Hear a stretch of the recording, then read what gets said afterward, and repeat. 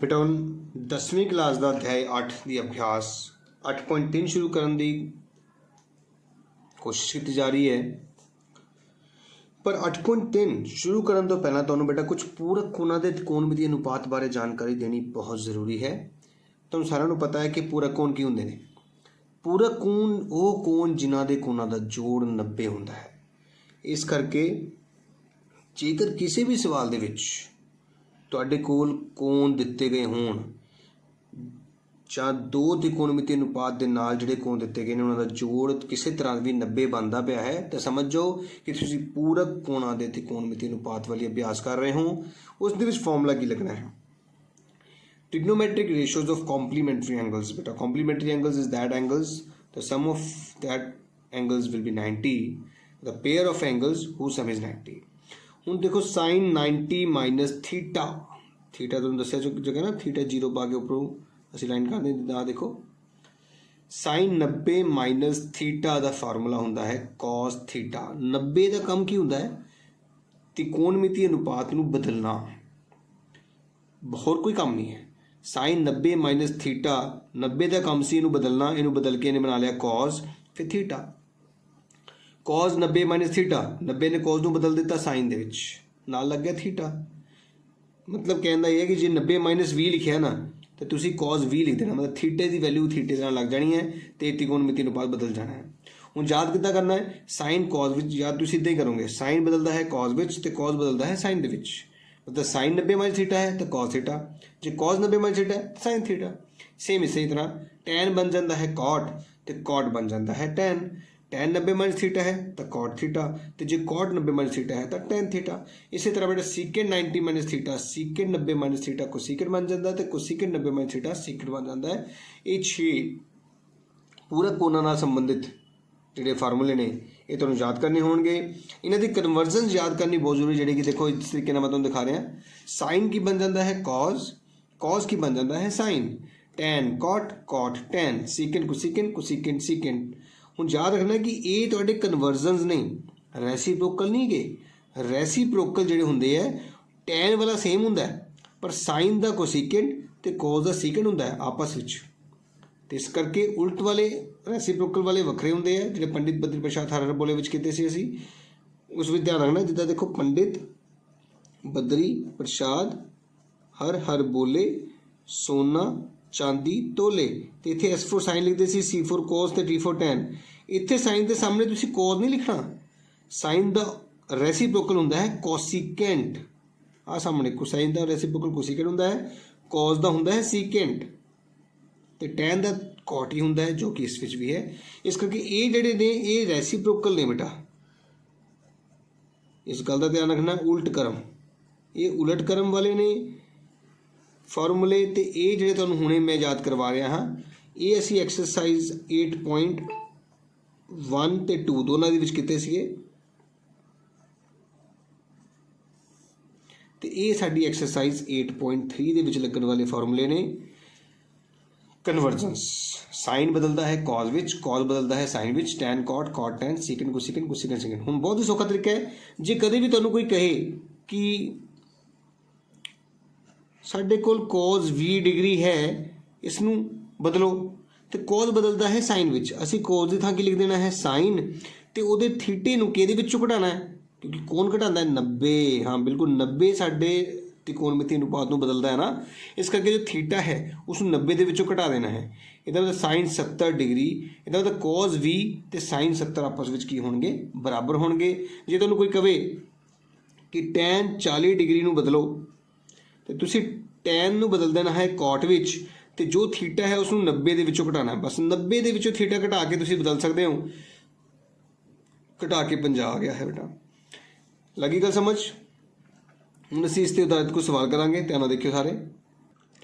पहला सवाल बेटा साडे कोल है अभ्यास 8.3 दा, हेठ लिखिया दा मुल पता करना है। देखो इत्थे साइन 18 है कॉस 72 है, तुसी 18 ते 72 का जोड़ देखो बेटा 90 आ रहे ना।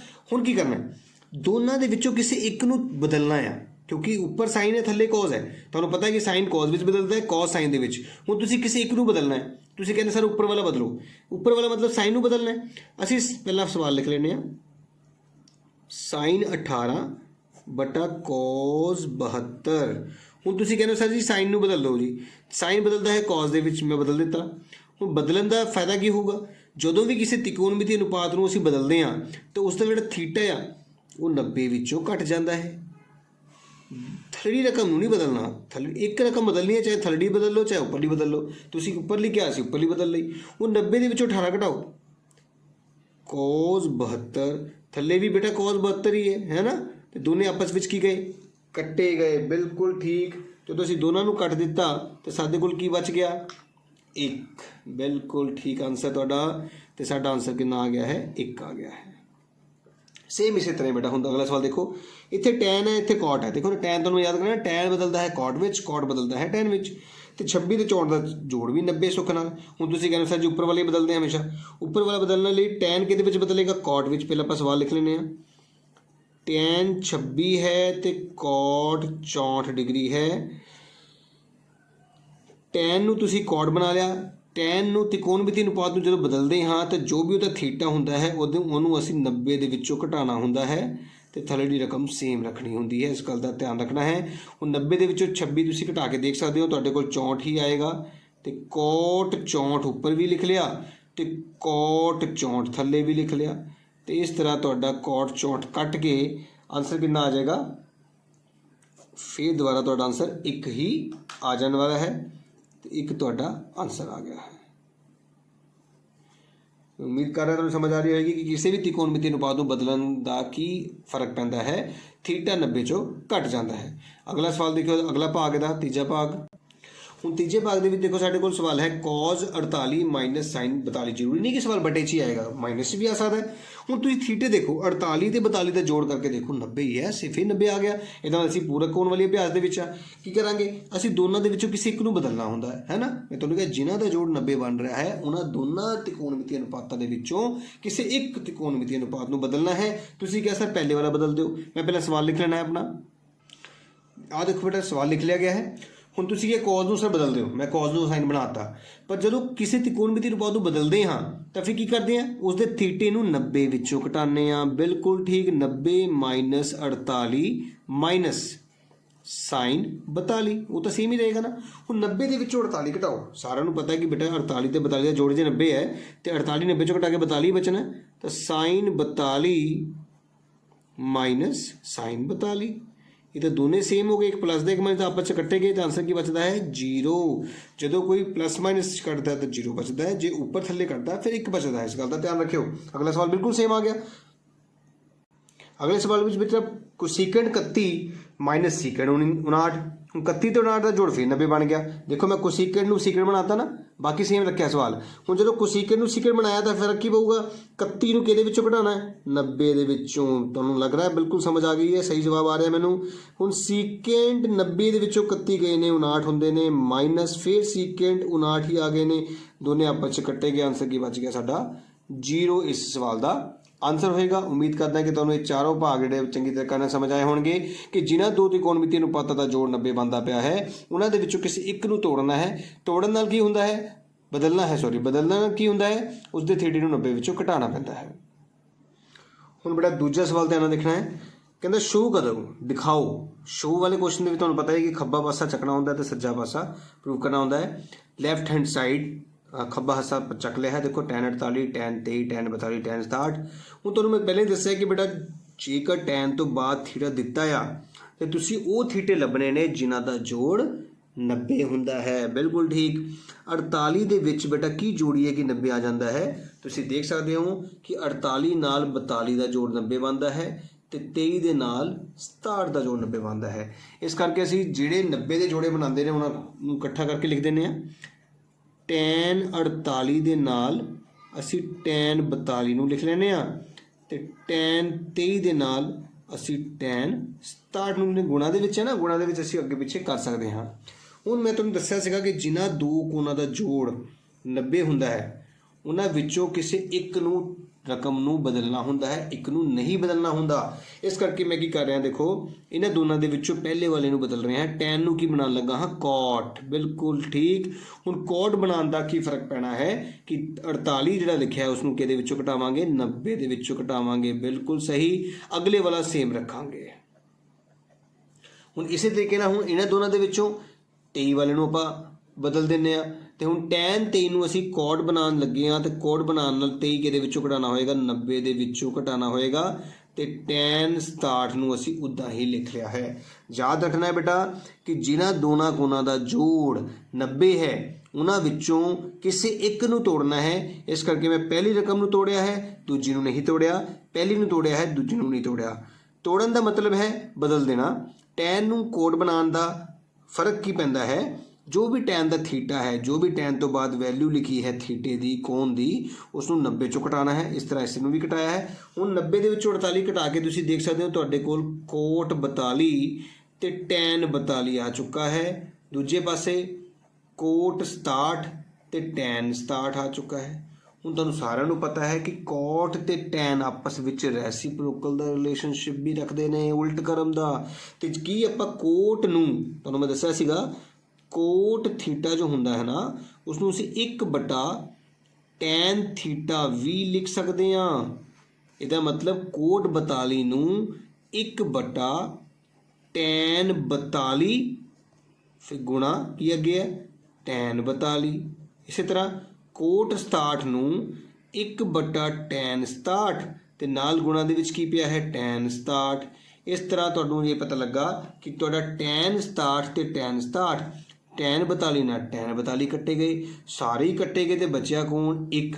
ਇਹੀ ਤਾਂ ਤੁਹਾਡਾ ਰਾਈਟ ਹੈਂਡ ਸਾਈਡ ਸੀਗਾ। ਅਸੀਂ ਲੈਫਟ ਹੈਂਡ ਸਾਈਡ ਉਠਾਇਆ ਸੀਗਾ ਤੇ ਰਾਈਟ ਹੈਂਡ ਸਾਈਡ ਸਿੱਧ ਕਰ ਲਿਆ ਹੈ। ਇੱਥੇ ਪੰਜਾਬੀ ਵਾਲੇ ਬੱਚੇ ਖੱਬਾ ਹਿੱਸਾ ਤੇ ਸੱਜਾ ਹਿੱਸਾ ਲਿਖ ਸਕਦੇ ਨੇ, otherwise left hand side right hand side ਵੀ ਲਿਖ ਦੇਣਗੇ ਤਾਂ ਕੋਈ ਮਾੜੀ ਗੱਲ ਨਹੀਂ ਹੈ। ਵਧੀਆ ਹੈ ਕਿ ਉਹਨਾਂ ਨੂੰ ਥੋੜ੍ਹਾ ਬਹੁਤ ਇੰਗਲਿਸ਼ ਦੇ ਵਰਡਸ ਲਿਖਣੇ ਚਾਹੀਦੇ ਨੇ। ਉਮੀਦ ਕਰ ਰਹੇ ਕਿ ਤੁਹਾਨੂੰ ਸਮਝ ਆਇਆ ਹੋਵੇਗਾ। ਬਹੁਤ ਹੀ ਇੰਪੋਰਟੈਂਟ ਸਵਾਲ ਹੈ ਬੇਟਾ, ਧਿਆਨ ਨਾਲ ਦੇਖਣਾ ਹੈ ਕਿ ਜਿਨ੍ਹਾਂ ਦਾ ਜੋੜ 90 ਬਣੇਗਾ ਉਹਨਾਂ ਦੇ ਵਿੱਚੋਂ ਇੱਕ ਨੂੰ ਤੋੜੋ, ਇੱਕ ਨੂੰ ਨਹੀਂ ਤੋੜਨਾ ਹੈ। ਅਗਲਾ ਭਾਗ ਦੇਖੋ ਬੇਟਾ ਦਾ। ਹੁਣ ਤੀਜੇ ਭਾਗ ਦੇ ਵਿੱਚ, ਦੂਜੇ ਭਾਗ ਦੇ ਵਿੱਚ ਦੇਖੋ ਬੇਟਾ, cos 38 cos 52 minus sin 38 sin 52। ਹੁਣ ਦੇਖੋ 38 ਤੇ 52 ਦਾ ਜੋੜ 90 ਹੁੰਦਾ ਹੈ, ਇੱਧਰ ਵੀ 90 ਹੈ। ਇਹਦਾ ਮਤਲਬ ਇਹਨਾਂ ਦੋਨਾਂ ਦੇ ਵਿੱਚੋਂ ਕਿਸੇ ਇੱਕ ਨੂੰ ਤੋੜਨਾ ਹੋਏਗਾ। ਹੁਣ ਦੇਖੋ ਮੈਂ ਪਹਿਲੀ ਰਕਮ ਨੂੰ ਤੋੜ ਰਿਹਾ ਤੇ cos ਕੀ ਬਣ ਜਾਏਗਾ ਬੇਟਾ sin। ਬਿਲਕੁਲ ਠੀਕ। ਜੇ cos ਨੂੰ ਅਸੀਂ sin ਬਣਾਇਆ ਤੇ 38 ਨੂੰ 90 ਦੇ ਵਿੱਚੋਂ ਘਟਾਵਾਂਗੇ ਤੇ ਦੂਜੀ ਰਕਮ ਨੂੰ ਸੇਮ ਰੱਖਾਂਗੇ। ਇਸੇ ਤਰ੍ਹਾਂ ਇੱਧਰ ਵੀ ਪਹਿਲੀ ਰਕਮ ਨੂੰ ਚੇਂਜ ਕਰਨ ਜਾ ਰਹੇ ਹਾਂ। ਧਿਆਨ ਨਾਲ ਦੇਖਣਾ ਤੁਸੀਂ, sin ਨੂੰ ਬਣਾਉਣ ਲੱਗਾ ਹਾਂ cos, ਇਹਦਾ ਮਤਲਬ 38 ਨੂੰ 90 ਚੋਂ ਘਟਾਵਾਂਗੇ ਤੇ sin ਤੁਹਾਡੇ ਕੋਲ ਆ ਗਿਆ ਹੈ 52। ਹੁਣ ਦੱਸੋ sin 90 ਦੇ ਵਿੱਚੋਂ 38 ਘਟਾਓ, sin 52 cos 52 ਮਾਈਨਸ cos 52 ਤੇ sin 52। ਇਹ ਤਾਂ ਸੇਮ ਰਕਮ ਨਹੀਂ ਆ ਗਈ। ਤੁਸੀਂ ਦੇਖੋ ਰਫ ਕੰਮ ਦੇ ਵਿੱਚ ਤੁਹਾਨੂੰ ਇੱਕ ਚੀਜ਼ ਸਮਝਾਉਣਾ ਕਿ ਜੇ AB ਮਾਈਨਸ BA ਪਿਆ ਹੋਵੇ ਤਾਂ ਗੱਲ ਤਾਂ AB ਤੇ AB ਸੇਮ ਹੀ ਕੱਟੇ ਜਾਂਦੇ ਨੇ ਨਾ, ਉਹ 0 ਆ ਜਾਂਦਾ ਨਾ। ਇਸੇ ਤਰ੍ਹਾਂ ਜੇ sin 52 ਤੇ cos 52 ਮਾਈਨਸ cos 52 sin 52 ਹੋਵੇ ਤਾਂ ਇਹ ਵੀ ਪੂਰੀ ਰਕਮ ਨਾਲ ਪੂਰੀ ਰਕਮ ਕੱਟਣੀ ਹੈ ਬੇਟਾ। ਤੇ ਸਾਡਾ ਆਨਸਰ ਕਿੰਨਾ ਆ ਗਿਆ 0। ਇਹੀ ਅਸੀਂ ਪ੍ਰੂਫ ਕਰਨਾ ਸੀਗਾ। ਆਨਸਰ ਸਾਡਾ ਆ ਚੁੱਕਾ ਹੈ। ਉਮੀਦ ਕਰਦਾ ਕਿ ਤੁਹਾਨੂੰ ਸਮਝ ਆ ਰਹੀ ਹੋਵੇਗੀ ਕਿ ਕਿਸ ਤਰ੍ਹਾਂ ਮੈਂ ਦੋ ਕੋਣਾਂ ਦਾ ਜੋੜ 90 ਦੇਖ ਕੇ ਕਿਸੇ ਇੱਕ ਨੂੰ ਬਦਲ ਰਿਹਾ ਹਾਂ, ਦੂਜੇ ਨੂੰ ਨਹੀਂ ਬਦਲ ਰਿਹਾ। ਤੇ ਬਦਲਣ ਨਾਲ ਕੀ ਹੁੰਦਾ ਹੈ ਕਿ ਜੇ cos ਨੂੰ sin ਬਣਾਇਆ ਹੈ ਤਾਂ ਉਸਦੇ ਥੀਟੇ ਨੂੰ 90 ਚੋਂ ਘਟਾਉਣਾ ਜ਼ਰੂਰੀ ਹੋ ਜਾਂਦਾ ਹੈ। ਹੁਣ ਅਗਲਾ ਸਵਾਲ ਕਰਨ ਜਾ ਰਹੇ ਹਾਂ, ਧਿਆਨ ਨਾਲ ਦੇਖਣਾ। ਤੀਜਾ ਸਵਾਲ। ਹੁਣ ਤੀਜਾ ਸਵਾਲ ਦੇਖੋ ਬੇਟਾ, ਸਾਨੂੰ ਕਿਹਾ ਜਾ ਰਿਹਾ ਕਿ ਜੇਕਰ tan 2a ਕੋਟ a - 18 ਜਿੱਥੇ 2a ਇੱਕ ਨਿਊਨ ਕੋਣ ਹੋਵੇ ਤਾਂ ਇਹ ਮੂਲ ਦਾ ਪਤਾ ਕਰੋ। If tan 2a is equal to cot a - 18 find the value of a।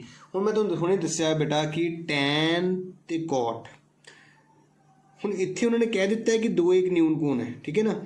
ਹੁਣ ਜਦੋਂ ਵੀ ਇੱਦਾਂ ਦਾ ਸਵਾਲ ਆ ਗਿਆ, ਜਦੋਂ ਕਿ ਤੁਸੀਂ ਕੁਝ a ਦਾ ਮੁੱਲ ਪਤਾ ਕਰਨਾ ਹੈ ਤਾਂ ਦੇਖੋ ਇੱਧਰ ਖੱਬੇ ਪਾਸੇ tan ਹੈ, ਸੱਜੇ ਹੱਥ cot ਹੈ।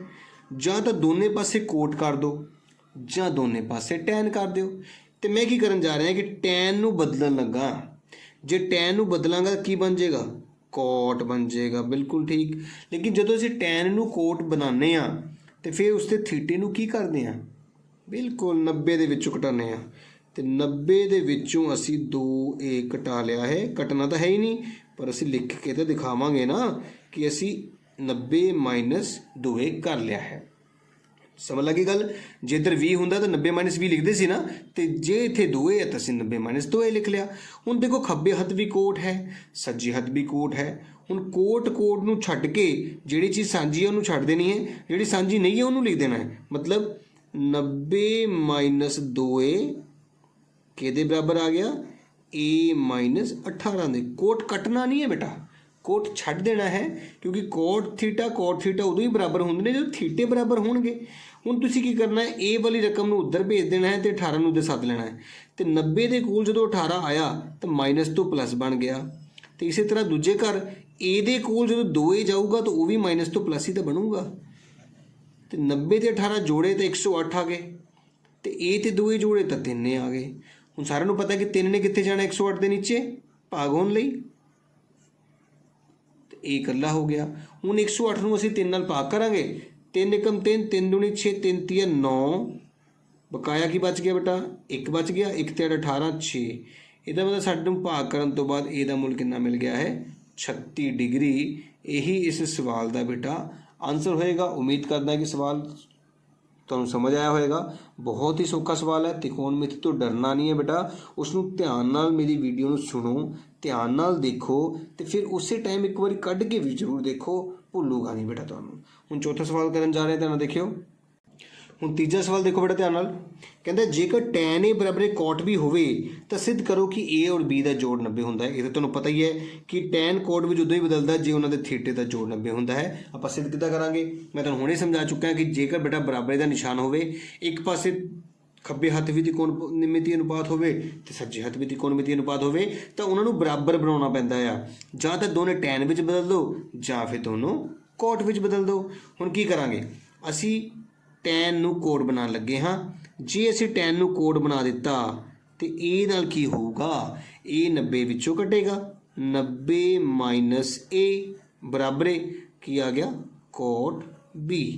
ਕੁਝ ਪੁੱਛਣਾ ਹੋਵੇ ਤਾਂ ਧਿਆਨ ਨਾਲ ਦੇਖੋ, ਜਦੋਂ ਵੀ ਕਿਸੇ ਤਿਕੋਣਮਿਤੀ ਅਨੁਪਾਤ ਨੂੰ ਬਦਲੋ ਥੀਟੇ ਨੂੰ 90 ਚੋਂ ਘਟਾ ਦਿਓ। ਹੁਣ ਮੈਂ ਹੁਣੇ ਸਮਝਾਇਆ ਤੁਹਾਨੂੰ ਕਿ cot ਇੱਧਰ ਵੀ ਹੈ, cot ਇੱਧਰ ਵੀ ਹੈ, cot ਤੇ cot ਨੂੰ ਛੱਡ ਦੇਣਾ ਹੈ, ਨਹੀਂ ਲਿਖਣਾ, ਬਾਕੀ ਜੋ ਬਚਿਆ ਉਹ ਲਿਖ ਦੇਣਾ ਹੈ। 90 ਮਾਈਨਸ a ਬਰਾਬਰ ਆ ਗਿਆ ਹੈ b ਦੇ। ਹੁਣ a ਇੱਥੇ ਮਾਈਨਸ ਦਾ ਹੈ, ਉੱਧਰ ਭੇਜ ਦਈਏ, ਤੇ ਇੱਧਰ ਇਸ ਘਰ ਰਹਿ ਗਿਆ ਇਕੱਲਾ 90 ਬਰਾਬਰ b ਨੇ ਦਰਵਾਜ਼ਾ ਖੋਲ੍ਹਿਆ, ਇਹ ਐਂਟਰ ਹੋਣ ਲੱਗਾ, ਪਰ ਜਦੋਂ ਇਹ ਇਸ ਘਰ ਚੋਂ ਉਸ ਘਰ ਜਾਏਗਾ ਤਾਂ ਆਪਣਾ ਨਿਸ਼ਾਨ ਚੇਂਜ ਕਰਕੇ ਜਾਏਗਾ, ਮਾਈਨਸ ਤੋਂ ਕੀ ਬਣ ਜਾਏਗਾ प्लस और यही तो सिद्ध करना सीगा a जमा b बराबर 90 तो साडा a जमा b बराबर 90 यही आंसर सिद्ध करना सीगा जिहड़ा कि आंसर आ चुका है। तो साडा चौथा सवाल बेटा कंप्लीट हो गया है। उम्मीद करदा कि तुहानूं समझ आ रहा होगा। हुण आपां पंजवें सवाल वाल चल रहे हैं, ध्यान देखियो। हुण पंजवां सवाल बेटा ध्यान देखना है, जेकर सीकेंट 4a बराबर कोसीकेंट a माइनस v जिथे 4 एक न्यून कोण है तो a का मूल पता करो। हुणे इस तरीके का एक सवाल किया सीगा, मैं तुहानूं पहले समझाया कि जे बराबरी का निशान दे विच खब्बे हथ ते सज्जे हथ दोवें पासे त्रिकोणमिति अनुपात पे ने तो तुसीं दोनों नूं बराबर बनाउणा है। असीं सीकेंट नूं बदलण जा रहे हैं, सीकेंट बदलदा है कोसीकेंट दे विच। तुहानूं याद होएगा जदों सीकेंट नूं कोसीकेंट बनाया उदों 4a नाल की करना होएगा, 4a 90 दे विचों घटेगा, 90 माइनस 4a बराबर बाकी सारा सेम। हुण खब्बे हथ भी कोसीकेंट सज्जे हथ भी कोसीकेंट, तो कोसीकेंट छड़ देना है, की बच गया 90 माइनस 4a बराबर a माइनस v। हुण v नूं असीं 90 को लैके आ रहे हैं तो 90 को जो v आया तो प्लस का हो गया बराबर। हुण a दे कोल असीं 4a नूं बुलाया तो वह भी माइनस तो की बन जाएगा प्लस। ये हो गए 110 बराबर 5a तो 5 110 के नीचे भाग हो जाएगा। पंजू दूनी 10 पंजू दूनी 10, यदा मतलब साडे कोल ए दा मूल कितना आ गया है 22 डिग्री। तो यही साडा इस सवाल का आंसर होएगा। बहुत ही सौखे तरीके नाल सी सवाल किते ने। उम्मीद कर रहे हैं कि तुहानूं समझ आ रही होएगी। अगला 6वां सवाल देखो ध्यान नाल। हुण बेटा 6वां सवाल देखो, बहुत ही इंपॉर्टेंट सवाल है। भी कहता है कि जेकर ABC त्रिभुज के अंदरूनी कोण हैं तो दिखाओगे साइन b प्लस c बटा 2 कि बराबर होता है cos a बटा 2 दे। If ABC are the interior angles of triangle then show that this. अब उन्होंने जो कह ही दिता है कि ABC त्रिभुज के अंदरूनी कोण होंगे तो उन्होंने तीनों का जोड़ तो 180 होएगा ना, क्योंकि त्रिभुज के अंदरूनी कोणों का जोड़ 180 होता है। Sum of interior angle of triangle is 180। Triangle का निशान लगाया है। फिर असीं की कीता, साडे खब्बे हथ विच b जमा c सीगा ते असीं b ते c नूं खब्बे हथ रख के a नूं उधर भेज दिता है। जेकर साडे कोल इत्थे b जमा c दी थां c जमा a हुंदा तां असीं जो भी खब्बे हथ विच दो ਕੋਣ ਦਿੱਤੇ ਨੇ ਉਸ ਕੋਣ ਨੂੰ ਰੱਖ ਕੇ ਤੀਜੇ ਕੋਣ ਨੂੰ ਉੱਧਰ ਸ਼ਿਫਟ ਕਰਨਾ ਹੁੰਦਾ ਹੈ। ਸਾਡੇ ਕੋਲ b ਜਮਾ c ਸੀਗਾ, ਅਸੀਂ b ਜਮਾ c ਨੂੰ ਇੱਥੇ ਰੱਖਿਆ ਹੈ ਤੇ a ਨੂੰ ਮਾਈਨਸ ਕਰ ਗਿਆ, ਉੱਥੇ 180 ਮਾਈਨਸ a ਲਿਖ ਦਿੱਤਾ ਹੈ। ਹੁਣ ਅਸੀਂ ਆਪਣਾ ਖੱਬਾ ਹੱਥ ਲਿਖ ਲਿਆ, ਦੇਖੋ ਖੱਬਾ ਪਾਸਾ, ਉਹਦੇ ਵਿੱਚ ਜਿੱਥੇ ਵੀ b ਜਮਾ c ਦਿਖ ਰਿਹਾ ਤੁਹਾਨੂੰ, b ਜਮਾ c ਦੀ ਥਾਂ 180 ਮਾਈਨਸ a ਲਿਖ ਦਿੱਤਾ, ਦੇਖੋ ਕਿਉਂਕਿ ਅਸੀਂ b ਜਮਾ c the value 180 minus a ਪਤਾ ਕਰ ਲਈ ਸੀਗੀ। ਹੁਣ ਕੀ ਕੀਤਾ, ਜਦੋਂ ਵੀ ਉੱਪਰ ਦੋ ਰਕਮਾਂ ਤੇ ਥੱਲੇ ਇੱਕ ਰਕਮ ਹੋਵੇ ਤਾਂ ਅਸੀਂ ਉਹਨਾਂ ਦਾ ਬਟਵਾਰਾ ਕਰ ਦਿੰਦੇ ਹਾਂ, ਮਤਲਬ 180 ਨਾਲ 2 ਵੱਖਰਾ ਕਰ ਦਿੰਦੇ ਹਾਂ, ਵਿਚਕਾਰ ਸਾਈਨ a ਨਾਲ 2 ਵੱਖਰਾ ਕਰ ਦਿੰਦੇ ਹਾਂ। ਇਹ ਨਹੀਂ ਕਿ ਇਕੱਲਾ 2 180 ਨੂੰ ਦੇ ਦੇਣਾ, ਇਹਨੂੰ ਨਹੀਂ ਮਿਲਣਾ, ਇੱਦਾਂ ਨਹੀਂ ਹੋਣਾ ਬੇਟਾ। ਇਹ ਜਿਹੜੀ ਲਾਈਨ ਹੈ ਦੇਖੋ ਬਟੇ ਵਾਲੀ ਲਾਈਨ ਦੋਨਾਂ ਦੇ ਉੱਤੇ ਹੈ ਨਾ, ਇਸ ਕਰਕੇ ਇਹ 2 ਇਹਨੂੰ ਵੀ ਮਿਲੇਗਾ, ਇਹ 2 ਇਹਨੂੰ ਵੀ ਮਿਲੇਗਾ। ਹੁਣ 2 ਦੇ 180 ਕੱਟ ਕੇ 90 ਬਣ ਗਏ। ਹੁਣ 90 ਦੇ ਵਿੱਚੋਂ ਅਸੀਂ a/2 ਘਟਾ ਰਹੇ, 90 ਕਰਦਾ ਕੀ ਸੀ, 90 ਸਾਈਨ ਦਾ ਕੰਮ ਹੁੰਦਾ ਹੈ ਸਾਈਨ ਨੂੰ ਕੋਜ਼ 'ਚ ਬਣਾਉਣਾ, ਤੇ 90 ਹਟ ਗਿਆ, ਉਹਨੇ ਸਾਈਨ ਨੂੰ ਕੋਜ਼ ਬਣਾ ਦਿੱਤਾ ਤੇ ਨਾਲ ਥੀਟਾ ਸੀ a/2। ਇਸ ਤਰ੍ਹਾਂ ਸਾਡਾ ਇਸ ਸਵਾਲ ਦਾ ਵੀ ਆਨਸਰ ਆ ਗਿਆ ਹੈ। ਅਗਲਾ ਸਵਾਲ ਦੇਖੋ ਬੇਟਾ, 7ਵਾਂ ਸਵਾਲ ਧਿਆਨ ਨਾਲ ਦੇਖਿਓ। ਹੁਣ 6ਵੇਂ ਸਵਾਲ ਦੇ ਵਿੱਚ ਦੇਖੋ ਤੇ 7ਵੇਂ ਸਵਾਲ ਦੇ ਵਿੱਚ ਕਹਿੰਦਾ ਸਾਈਨ 67 ਜਮਾ ਕੋਸ 75 ਨੂੰ 0 ਅਤੇ 45 ਡਿਗਰੀ ਦੇ ਵਿਚਕਾਰ ਦੇ ਕੋਣਾਂ ਵਿੱਚ ਦਰਸਾਓ। ਮਤਲਬ ਕਹਿੰਦੇ ਹੈ ਕਿ 67 ਵੀ 0 ਤੋਂ 45 ਤੋਂ ਵੱਡਾ ਹੈ, 75 ਵੀ 0 ਤੇ 45 ਤੋਂ ਵੱਡਾ ਹੈ, ਦੋਨੇ ਕੋਣਾਂ ਨੂੰ ਛੋਟਾ ਕਰੋ। ਇਹਦਾ ਮਤਲਬ ਦੇਖੋ, ਨਾਲੇ ਇਹਨਾਂ ਦੋਨਾਂ ਦਾ ਕੋਣ 90 ਵੀ ਨਹੀਂ ਹੈ, ਜਿਨ੍ਹਾਂ ਦਾ ਜੋੜ 90 ਹੁੰਦਾ ਹੈ ਉਹਨਾਂ ਦੇ ਵਿੱਚ ਇੱਕ ਨੂੰ ਤੋੜਦੇ ਹਾਂ, ਇੱਕ ਨੂੰ ਬਦਲਦੇ ਹਾਂ, ਦੂਜੇ ਨੂੰ ਨਹੀਂ ਬਦਲਦੇ। ਪਰ ਇੱਥੇ ਜੋੜ 90 ਨਹੀਂ ਹੈ ਤੇ ਅਸੀਂ ਚਾਹੁੰਦੇ ਹਾਂ ਕਿ ਦੋਨੇ ਕੋਣਾਂ ਨੂੰ 90 ਤੋਂ ਛੋਟਾ 45 ਤੋਂ ਛੋਟਾ ਕੀਤਾ ਜਾਵੇ, ਇਸ ਕਰਕੇ ਅਸੀਂ ਦੋਨਾਂ ਨੂੰ ਹੀ ਬਦਲ ਦਿੰਦੇ ਹਾਂ। ਮਤਲਬ ਕਹਿੰਦਾ ਹੈ ਕਿ ਸਾਈਨ ਨੂੰ ਬਣਾ ਦਿਓ ਕੋਜ਼, ਤੇ ਸਾਈਨ ਨੂੰ ਜਦੋਂ ਕੋਜ਼ ਬਣਾਉਂਦੇ ਹਾਂ ਤੇ 67 ਨੂੰ 90 ਦੇ ਵਿੱਚੋਂ ਘਟਾਉਣਾ ਪੈਂਦਾ ਹੈ। ਇਸੇ ਤਰ੍ਹਾਂ ਪਲੱਸ ਹੁਣ ਕੋਜ਼ ਨੂੰ ਬਣਾ ਦਿਓ ਸਾਈਨ, ਤਾਂ ਫਿਰ 75 ਨੂੰ 90 ਚੋਂ ਘਟਾਉਣਾ ਪਏਗਾ, ਹੈ ਨਾ। ਹੁਣ 90 ਦੇ ਵਿੱਚੋਂ 67 ਘਟਾਏ ਤੇ ਸਾਡੇ ਕੋਲ ਆਏ ਨੇ ਸਿਰਫ 23, ਤੇ 90 ਦੇ ਵਿੱਚੋਂ 75 ਘਟਾਏ ਤੇ ਸਾਡੇ ਕੋਲ ਆਏ ਨੇ 15। ਤੇ ਤੁਸੀਂ ਦੇਖ ਸਕਦੇ ਹੋ ਕਿ ਜਿਹੜੇ ਕੋਣ ਪਹਿਲਾਂ 67 ਸੀਗਾ ਹੁਣ 23 ਬਣ ਗਿਆ, 75 ਤੋਂ 15 ਬਣ ਗਿਆ, ਜੋ ਕਿ 0 ਤੋਂ 45 ਦੇ ਵਿਚਕਾਰ ਨੇ। ਇਹੀ ਤੁਹਾਡਾ ਇਸ ਸਵਾਲ ਦਾ ਆਨਸਰ ਹੈ। ਅਸੀਂ ਸਿਰਫ ਕੋਣਾਂ ਨੂੰ 0 ਤੋਂ ਲੈ ਕੇ 45 ਦੇ ਵਿੱਚ ਲੈ ਕੇ ਆਉਣਾ ਸੀਗਾ। ਇਸ ਤਰ੍ਹਾਂ ਤੁਹਾਡੀ 8.3 ਅਭਿਆਸ ਬੇਟਾ ਜਿਹੜੀ ਹੈ ਉਹ ਪੂਰੀ ਹੋ ਗਈ ਹੈ। ਉਮੀਦ ਕਰ ਰਿਹਾ ਕਿ ਤੁਹਾਨੂੰ ਮੈਂ ਵਧੀਆ ਤਰੀਕੇ ਨਾਲ ਸਮਝਾਈ ਹੋਏਗੀ, ਕਿ ਤੁਹਾਨੂੰ ਵਧੀਆ ਤਰੀਕੇ ਨਾਲ ਸਮਝ ਵੀ ਆਈ ਹੋਏਗੀ। ਇੱਕ ਵਾਰ ਜ਼ਰੂਰ ਪ੍ਰੈਕਟਿਸ ਕਰਨੀ ਹੈ, ਚੰਗੀ ਤਰੀਕੇ ਨਾਲ ਤੁਹਾਨੂੰ ਆ ਜਾਏਗੀ। ਤੇ ਜੇਕਰ ਬੇਟਾ ਮੇਰੀ ਵੀਡੀਓ ਵਧੀਆ ਲੱਗੀ ਹੋਵੇ ਤਾਂ ਜ਼ਰੂਰ ਉਸਨੂੰ ਲਾਈਕ ਕਰਿਓ, ਕਮੈਂਟ ਵੀ ਜ਼ਰੂਰ ਕਰਿਓ ਕਿ ਬੇਟਾ ਕਿ ਤੁਹਾਨੂੰ ਸਮਝ ਆ ਰਿਹਾ ਹੈ ਕਿ ਨਹੀਂ ਆ ਰਿਹਾ ਹੈ। ਤੇ ਨਾਲ ਹੀ ਮੇਰੇ ਚੈਨਲ ਨੂੰ ਜੇ ਕਿਸੇ ਨੇ ਹਜੇ ਤੱਕ ਸਬਸਕ੍ਰਾਈਬ ਨਾ ਕੀਤਾ ਹੋਵੇ ਬੇਟਾ ਤਾਂ ਜ਼ਰੂਰ ਸਬਸਕ੍ਰਾਈਬ ਕਰ ਦਿਓ, ਤਾਂ ਕਿ ਮੇਰੀ ਅਗਲੀ ਅਭਿਆਸ ਦੀ ਜਿਹੜੀ ਵੀਡੀਓ ਹੈ ਤੁਹਾਨੂੰ ਤੁਹਾਡੇ ਫੋਨ 'ਤੇ ਸ਼ੋ ਹੋ ਸਕੇ। ਓਕੇ ਬੇਟਾ, ਥੈਂਕ ਯੂ।